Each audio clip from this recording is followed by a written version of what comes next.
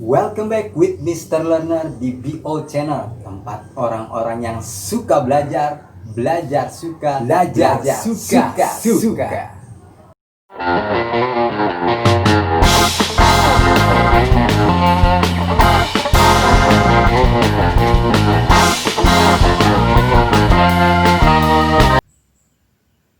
Assalamualaikum warahmatullahi wabarakatuh. Welcome back with Mr. Learner. Everyone who wants to learn, who wants to study. Oke, good morning. Hari ini, pada video kali ini kita akan belajar mengenai tenses lainnya ya. Jika pada video sebelumnya kita belajar mengenai simple past tense atau tenses yang menyatakan kejadian yang di masa yang telah lalu atau di masa yang sudah lampau. Pada video kali ini kita akan belajar mengenai tenses lainnya. Tensesnya apa? Kita lihat yuk. Ini tensesnya. Ya, tenses yang akan kita pelajari kali ini adalah future tense atau tenses yang menyatakan apa? Ayo, ada yang tahu nggak future tense? Ayo, dari katanya future. Future itu artinya apa sih? Masa depan, betul sekali. Jadi tenses ini adalah tenses yang menyatakan kejadian yang akan terjadi di masa yang akan datang. Ya, menyatakan kejadian yang akan terjadi di masa yang akan datang. Jika past tense di masa lampau, ini yang akan datang. Nah, ingat, dalam bahasa Inggris tenses ini selalu berubah tergantung waktu ketika terjadinya. Nah, oke. Kalau kemarin kan kita sudah belajar membedakan dari dua hal, dari simple present tense dan dari simple past tense. Kalau simple present tense kita menggunakan verb pertama, kalau past tense kita menggunakan verb kedua.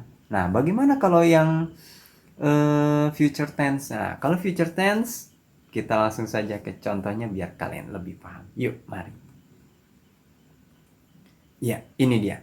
Sebelum kita lanjut ya, kita harus mempelajari ada keterangan waktu yang bisa kita gunakan untuk memperjelas kejadiannya.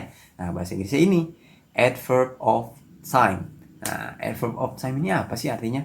Adverb of time ini artinya adalah keterangan waktu. Ya, ini membuat kalimatnya menjadi lebih spesifik terjadinya kapan.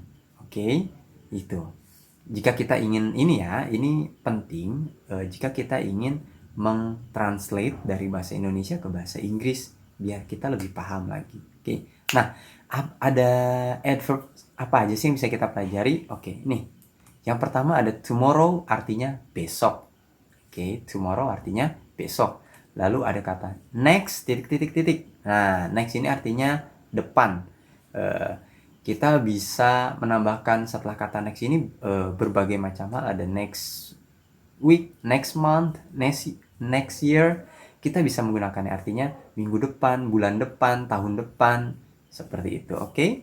Setelah dua kata ini kita juga ada kata the day after tomorrow. Kalau bahas diartikan satu-satu artinya adalah hari setelah besok. Nah, hari setelah besok itu apa sih dalam bahasa Indonesia? Ada. Kita menyebutnya lusa. Oke, lusa, bukan rusa, lusa. Oke, lusa. Seperti itu. Ini adalah adverb of time yang bisa kita gunakan ketika kita akan membuat kalimat future tense seperti itu. Nah, kita langsung masuk ke contohnya. Seperti apa sih pada penggunaannya dan seperti apa structure yang digunakan pada future tense ya. Jika pada simple present tense kita menggunakan verb one, and in the simple past tense we use verb to. How about future tense? Let's check it out. Okay. Ini sebagai contoh, di sebelah saya sudah ada sebuah kalimat yang seperti ini. Saya akan minum susu besok. Saya akan minum susu besok. Nah, ini sudah jelas sekali bahwa ini akan terjadi di masa yang akan datang dan belum terjadi saat ini. Saya akan minum susu besok. Minum susunya kapan? Besok. Seperti itu, oke? Nah, bahasa Inggrisnya apa sih, Pak? Nih, I will drink milk tomorrow. I will drink milk tomorrow. Nah, ini artinya satu-satu. Artinya bisa diartikan satu-satu ya dalam bahasa Indonesia atau bahasa Inggris. I akan will minum drink susu milk besok tomorrow. Nah, ini bahasa Inggrisnya. I will drink milk tomorrow. Kita kasih contoh yang selanjutnya. Nah, saya akan belajar ke Australia tahun depan. Nah, tahun depan. Ingat tadi ya, kalau yang ada depan-depannya kita menggunakan kata apa? Next. Betul sekali. Ini bahasa Inggrisnya. I will study to Australia next year. Ya, I will study to Australia next year. Saya akan belajar ke Australia tahun depan. Nah, ini dua contoh yang saya berikan. Apakah kalian bisa menebak strukturnya seperti apa? Oke, kita langsung review seperti apa struktur yang digunakan pada future tense. Oke, yuk mari. Nah, ini dia. Structure of future tense. Nah, struktur kalimat pada tenses future. Oke, seperti apa sih Pak? Nih, sudah saya berikan sangat jelas ya. Oke, di sini kita bisa lihat yang warnanya paling merah tuh yang paling atas ada tulisan subject, will, verb one, object, and adverb of time. Nah, ini adalah kalimat lengkap ya. Saya kasih tahu ini kalimat lengkap.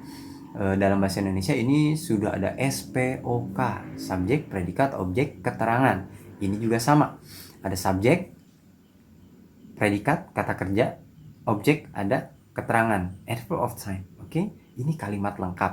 Nah, yang di bawahnya saya berikan kalimat yang tanpa objek, tetapi bisa sama saja karena struktur pembentuk kalimat minimal itu terdiri dari subjek dan predikat. Oke, kalimat yang paling sederhana itu terdiri dari subjek dan predikat. Contohnya, saya tidur. Saya, subjek, tidur, predikat. Bisa kita tambahkan objek? Bisa saja. Tidak bisa. Masa saya tidur bangku? Nah, tidak bisa ya. Oke, ini salah satu contoh kalimat yang tidak bisa diberikan objek. Oke, lanjut. Nih kepada contohnya ya. Subjeknya I. Kita lihat contoh yang pertama. Subjeknya I, saya, will, verb one-nya by, objeknya a doll, adverb of time-nya next week. Nah, ini kalimat lengkap ya. Ini kalimat lengkap. Lihat.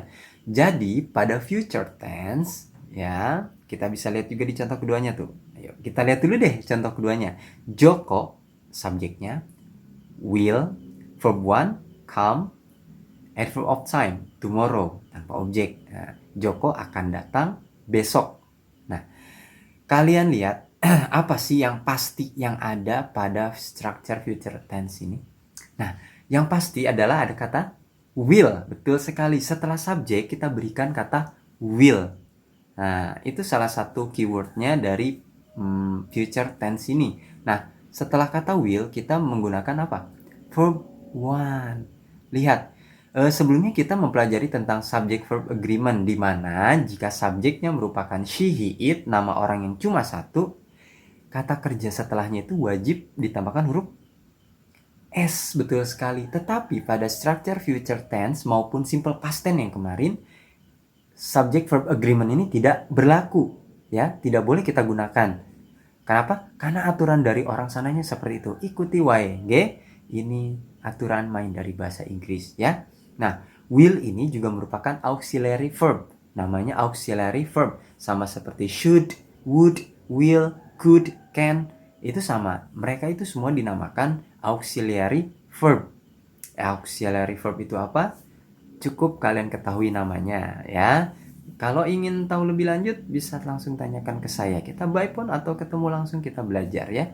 Karena ini next level, oke? Ini pelajaran next level. Apa itu auxiliary verb dan segala macamnya. Intinya ini adalah auxiliary verb dan setelah auxiliary verb itu wajib menggunakan verb one atau verb ke-1.